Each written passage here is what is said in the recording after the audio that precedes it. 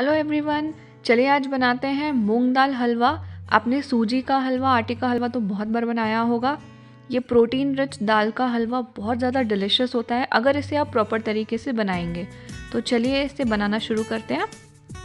1/4 cup मूंग दाल को या तो 5 घंटे के लिए भिगो दीजिए या तो 2 घंटे के लिए गर्म पानी में भिगो दीजिए, तो ये डबल क्वांटिटी में हो जाएगी। अब ये लगभग हाफ कप हो गई है।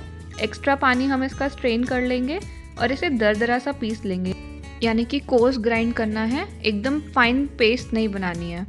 मैंने एक पैन में घी गरम कर लिया। घी जैसे ही मेल्ट हो जाए और हल्का गरम हो जाए तो हम ड्राई फ्रूट्स इसमें रोस्ट कर लेंगे 2 मिनट के लिए लो फ्लेम पर। आप कोई भी ड्राई फ्रूट यूज़ कर सकते हैं अपने चॉइस के। मैंने यहाँ पे मिक्स लिए हैं और थोड़ी सी किशमिश भी डाली है।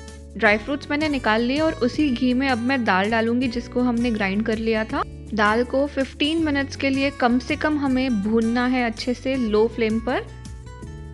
5-6 मिनट के बाद इसका टेक्सचर कुछ इस तरह से दिखने लगेगा। आप इसे कंटिन्यू भूनते रहिए और बीच बीच में चलाते रहिए, नहीं तो नीचे से जल जाएगी दाल।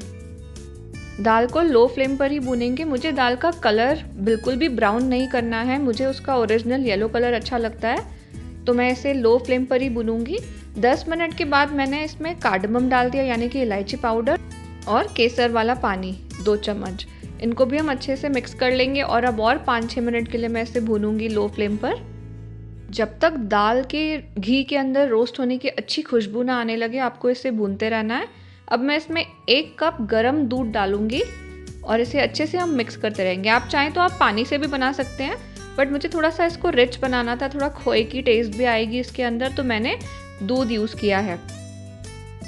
जब आप देखें कि हलवा एकदम ड्राई दिखने लगा है, उसके बाद भी आप और 1-1.5 मिनट इसको अच्छे से घुमाते रहिए लो फ्लेम पर। उसके बाद हम इसमें डालेंगे शुगर मैं यहाँ पर ले रही हूँ आधी क्वांटिटी, मतलब आधा कप दाल हो गई थी सोक करने के बाद, तो मैंने 1/4 कप ली है। आप चाहें तो सेम क्वांटिटी जैगरी की भी यूज़ कर सकते हैं। जब तक शक्कर अच्छे से मेल्ट नहीं हो जाती और वो थोड़ा पानी रिलीज़ करेगी, वो जब तक पूरा ड्राई नहीं हो जाता, हमें इसे भूनते रहना है। मैंने आधे ड्राई फ्रूट्स भी डाल दिए।